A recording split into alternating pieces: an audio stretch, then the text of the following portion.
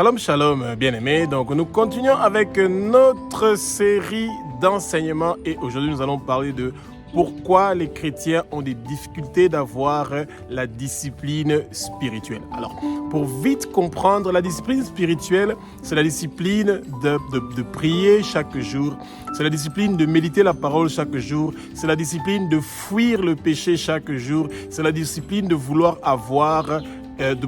être dans la présence du Seigneur constamment et en tout moment. C'est quelque chose de très important dans la vie d'un chrétien pour pouvoir grandir spirituellement et d'arrêter de boire le lait et de commencer à manger la nourriture qui est solide. Et tout chrétien qui veut grandir spirituellement a besoin de la discipline. Que le Seigneur fait la grâce à toute personne qui est en train d'écouter cette émission pour que nous puissions comprendre l'importance de la discipline spirituelle dans notre vie. Et que le Saint-Esprit prenne le contrôle de ma bouche pour ce que je veux dire. Ce ne sont pas des paroles qui viennent de moi, qui sont inspirées par moi, mais ce sont des paroles qui sont inspirées par le Saint-Esprit. Que les écailles tombent, que vos yeux puissent s'ouvrir et commencer à voir les réalités qui sont face à nous et que la vérité soit connue et que la vérité nous affranchit. Que le vent impétueux du Saint-Esprit remplit le lieu où vous êtes et que le vent impétueux du Saint-Esprit commence à remplir votre maison et votre vie. Que le Saint-Esprit prenne le contrôle de votre vie pour que vous puissiez avoir une belle croissance spirituelle, pour que vous soyez une bénédiction pour quelqu'un et pour les autres. Et c'est très important que le royaume de Dieu puisse avoir des hommes qui veulent persévérer avec les œuvres du Seigneur jusqu'à la fin. Vous voulez que votre nom soit inscrit dans le livre de vie de l'agneau. C'est la couronne que vous voulez porter. Et rassurez-vous, bien-aimés, que le Seigneur vous aime. C'est pour ça qu'il vous fait manger de l'arbre de vie qui se trouve au milieu du paradis de Dieu et que la souffrance de la seconde mort ne sera pas votre témoignage. Vous mangez la manne cachée et vous recevez une pierre sur laquelle est inscrit votre nom que personne ne connaît à part Jésus et vous-même. Et vous allez persévérer avec les œuvres du Seigneur jusqu'à la fin. Le Seigneur vous donne avec une discipline que vous allez recevoir. Il vous donne le pouvoir sur les nations, sur votre famille, sur la région où vous êtes, sur le quartier où vous êtes. Vous recevez le pouvoir de pouvoir changer, transformer les choses avec votre prière, avec votre parole, avec votre message. Le Seigneur vous fait porter des vêtements blancs sur lesquels est inscrit son nom. Et votre nom est inscrit dans le livre de vie de l'agneau et ne sera jamais effacé. Et le Seigneur est en train d'intercéder pour vous devant Abba, notre Père qui est aux cieux, et devant ses anges. Et rappelez-vous, bien-aimés, que vous êtes très important pour le Seigneur et il vous aime d'un amour qui est agapé. Et c'est pour ça qu'il a envoyé son Fils unique, Jésus-Christ de Nazareth, de mourir une mort horrible sur la croix de Golgotha, lui qui a commis aucun péché, pour que vous puissiez être sauvés, que nous puissions être rachetés de la main de Satan. Et c'est pour ça que nous avons besoin d'être disciplinés dans la vie, d'avoir la discipline dans toutes choses que nous sommes en train de faire. Nous avons besoin de la discipline. De nos jours, les chrétiens ne veulent pas de la discipline. Et sans la discipline, il n'y a rien que nous pouvons réussir dans la vie, il n'y a rien que nous pouvons obtenir. Toute chose que nous voulons obtenir dans notre vie, nous avons besoin de la discipline. Un athlète qui se prépare pour les Jeux Olympiques, il a 4 années pour se préparer et il va se priver de certaines nourritures, de certaines boissons. Il va se réveiller tôt le matin pour s'entraîner, il va s'entraîner le soir, il va faire attention à l'heure qu'il doit dormir, etc. Pourquoi? Parce qu'il veut briller, il veut être un champion, il veut faire des choses qui sont formidables pour avoir la médaille. Cette médaille-là qui va lui donner non seulement une récompense financière, mais il sera un champion reconnu par le monde entier. C'est le podium qu'il va avoir pour pouvoir être reconnu, pour que lui, il puisse avoir la gloire qu'il est en train de chercher.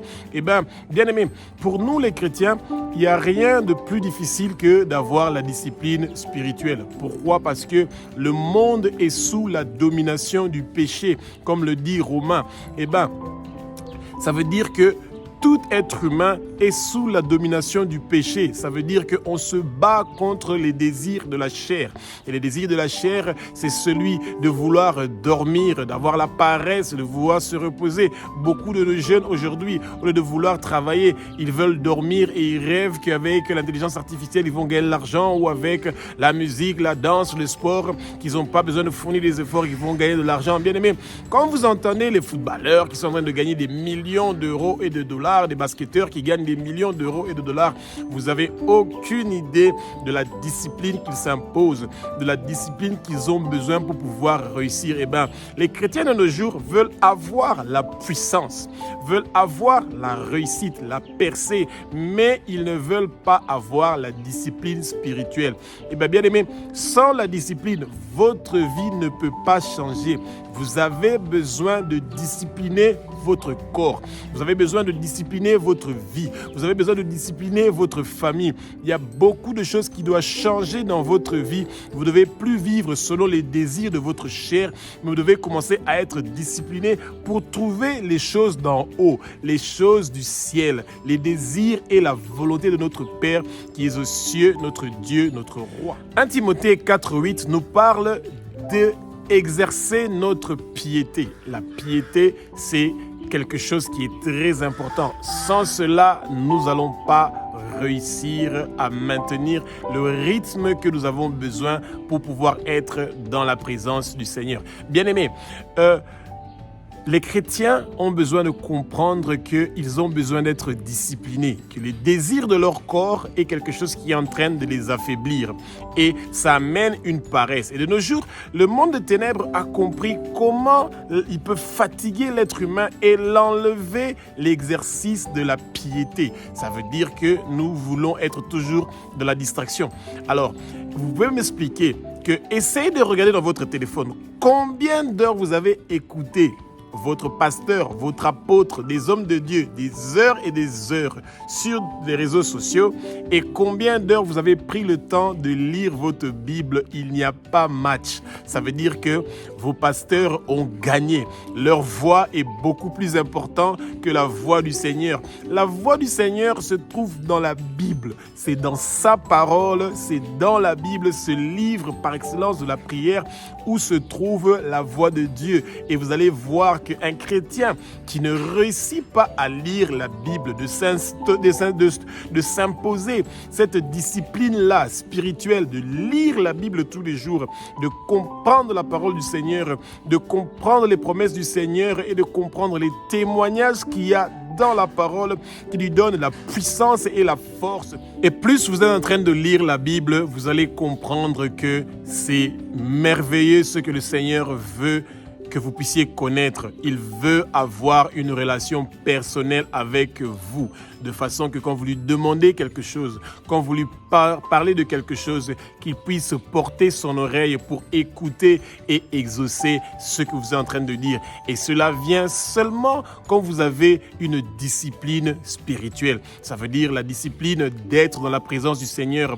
Et être dans la présence du Seigneur commence par la soif, l'amour de vouloir être avec Dieu. Et être avec Dieu, c'est la soif de la connaissance de sa parole. De nos jours, les chrétiens n'ont plus la soif d'écouter la parole de Dieu. Ils ont la soif d'être le dimanche dans leur église. Ils ont la soif d'écouter la voix de leur pasteur en train de prêcher. Ils ont la soif d'écouter les versets que leur pasteur est en train de parler. Ils n'ont plus la soif de connaître ce que le Seigneur est en train de leur parler. Ils n'ont plus la soif de connaître l'histoire du peuple qui a permis que nous puissions avoir nous puissions connaître Jésus-Christ de Nazareth.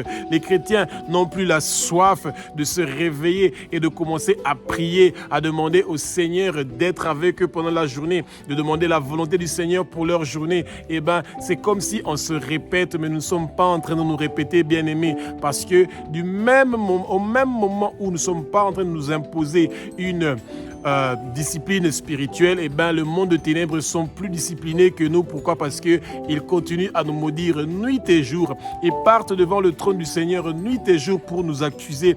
Et si nous ne sommes pas préparés et que nous ne nous présentons pas devant le trône du Seigneur pour réclamer nos droits, pour réclamer ses promesses, eh ben, cela ne va pas se réaliser. Le Seigneur ne vous donne pas ce que vous n'avez pas demandé. Vous devez demander chaque jour au nom de Jésus-Christ de Nazareth pour pouvoir avoir cette discipline spirituelle que nous voulons tant. Eh bien, il n'y a aucun athlète qui veut participer dans une compétition et qui ne va pas transpirer. Est-ce qu'on a déjà vu un sport où on n'a pas besoin de transpirer? C'est bizarre. Ça n'arrive pas régulièrement, mais parlons plutôt de l'athlétisme. Eh bien, il n'y a aucun domaine de l'athlétisme ou aucun athlète qui peut faire de l'athlétisme et de ne pas suer. Mais les chrétiens de nos jours, ils ne veulent pas transpirer. Ils ne veulent pas de la sueur spirituelle. Ça veut dire, ils ne veulent pas prendre le temps de connaître les choses d'en haut. Et pour connaître les choses d'en haut, ce sont des révélations que le Seigneur nous révèle.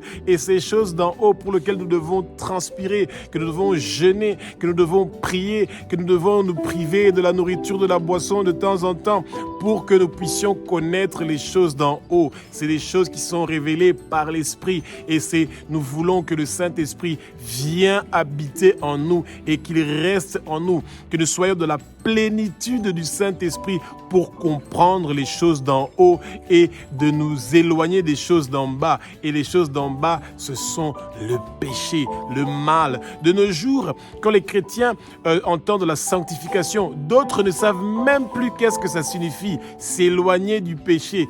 Pourquoi? Parce qu'on a commencé à trouver ça tellement normal de commettre le péché. Et c'est vraiment dommage. Eh bien, je vais vous donner un exemple. Moi, je suis congolais. Et à Kinshasa, c'est une ville où la majorité des gens volent le courant, ils volent l'eau et ils sont toujours dans des combines, et les COP comme ils appellent ça. Et ben, c'est une discipline qui rend les gens difficilement purs. Ils n'exercent pas la piété. Et quand les pasteurs veulent bénir les gens, ils ne leur demandent même pas si leur vie est en ordre. Ils commencent directement à les bénir et ils n'ont pas besoin de s'exercer à la piété. Et ça, c'est dommage, bien-aimé. Pourquoi? Parce que l'exercice de la piété est le commencement de la réussite pour chaque chrétien. Nous devons chercher la discipline spirituelle. Cette discipline-là, de chercher d'être et de vivre dans la sainteté, nous devons la pratiquer. Et ce que nous sommes en train de lire dans la parole, nous devons chercher à mettre ces choses-là en pratique pour que ça puisse avoir un effet dans notre vie, pour que ça puisse apporter la lumière. La lumière du Seigneur est ce qui nous éloigne des ténèbres. Et quand nous ne sommes pas en train de prier, ça veut dire que nous n'avons pas besoin de la lumière du Seigneur. Un athlète, il transpire.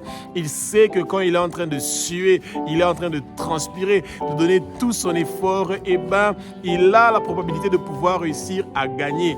Mais le chrétien, il ne veut pas transpirer. Il veut s'asseoir et que la parole vienne automatiquement dans sa tête sans faire la lecture. Et ben, ça va être très compliqué, bien-aimé. Si vous laissez la Bible là ou vous laissez un verre d'eau là et contemplez la Bible et ne la lisez pas, contemplez le verre d'eau et ne le touchez pas, et ben, cette eau ne va jamais venir dans votre bouche sans que vous preniez votre main, vous tenez le verre et vous buvez. Sans que vous ouvrez la Bible et que vous commencez à lire, à méditer la parole, vous n'allez pas connaître les choses d'en haut, vous serez plus concentré dans les choses d'en bas. Et ça, c'est dommage.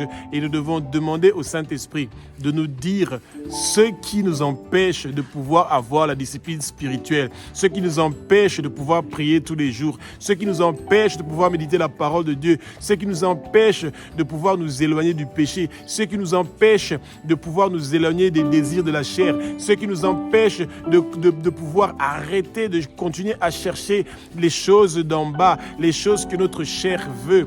Et bien, bien-aimé, vous pouvez demander au Saint-Esprit de vous révéler ces choses-là. Et le Saint-Esprit est prêt à pouvoir intervenir pendant ces moments-là pour vous dire et vous révéler ce que vous devez faire.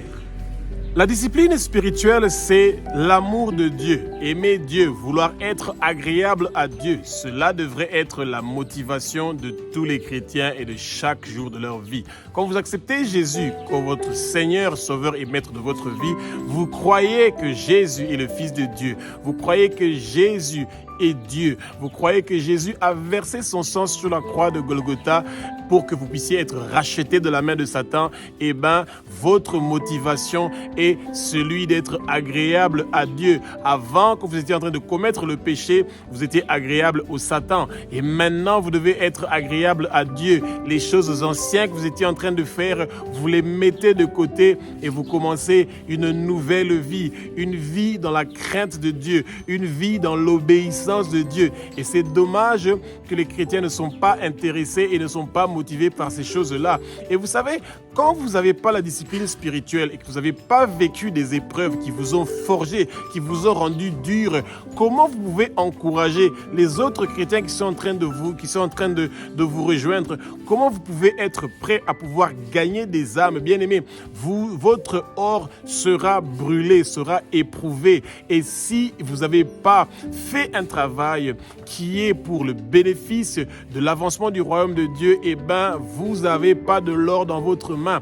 Un chrétien qui ne gagne pas les âmes, un chrétien qui n'intercède pas pour les nations, pour sa famille, pour son pays, pour la région où vous êtes, vous avez un souci parce que le jour que votre or sera éprouvé, vous allez rien garder dans votre main parce qu'il n'y aura rien à brûler. Pourquoi? Parce que vous avez été paresseux. Et c'est pour ça que nous devons avoir la discipline. Bien aimé, votre prière est en train de faire des choses merveilleuses. Et c'est pour ça que cette discipline spirituelle-là, de chercher à être dans la présence du Seigneur, est quelque chose de très important. Et le Saint-Esprit vous donnera toujours la force et le courage de pouvoir encourager, motiver les autres qui sont dans l'amertume, dans la tristesse, dans les moments difficiles.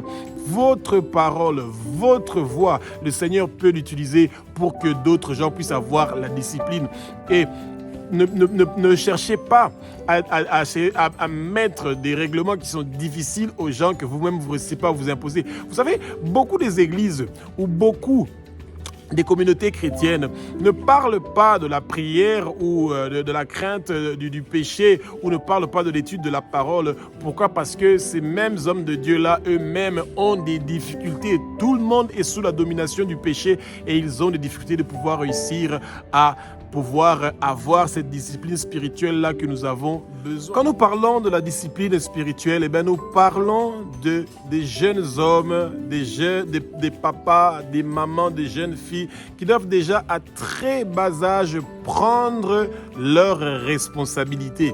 Celui d'être discipliné, d'avoir la discipline spirituelle. Bien-aimé, votre prière tôt le matin, votre prière qui prépare votre journée, qui prépare la journée de votre famille, vos enfants qui ne savent pas encore comment ils doivent prier, eh bien, bien-aimés, vous avez cette responsabilité-là, d'avoir cette discipline-là, cette rigueur que vous devez vous imposer, de pouvoir aider vos enfants et de pouvoir aider votre famille dans la prière. Vous savez, la chose la plus horrible que le Satan ne veut pas, c'est celui d'avoir même une seule personne dans votre famille qui a reçu Jésus comme Seigneur, Sauveur et Maître dans sa vie, parce que la prière, la discipline de cette personne-là peut emmener la libération de toute une famille. Bien aimé, Paul et Silas étaient en prison et puis ils ont commencé à prier, à louer le Seigneur et un tremblement de terre a s'élevé et a commencé à briser les fondements de la prison et toutes les portes se sont ouvertes et c'était deux personnes qui étaient responsables de ce qui était en train de se passer dans cette prison-là. Bien-aimé, votre famille peut être libérée par votre discipline spirituelle. Vos prières sont en train d'emmener des tremblements de terre immenses, géants, et les cages spirituelles, les prisons spirituelles où on avait mis vos familles, les portes sont en train de s'ouvrir, vos familles sont en train de sortir.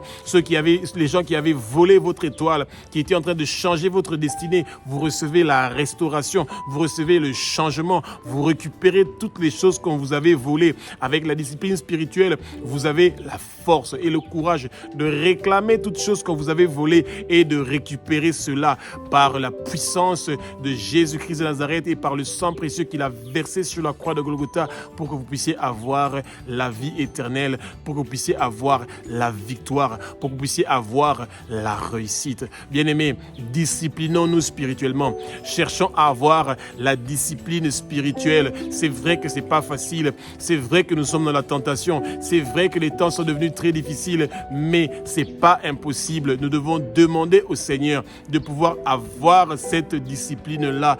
Espérons que vous avez appris quelque chose. Et si vous avez des questions, vous pouvez toujours mettre un petit commentaire.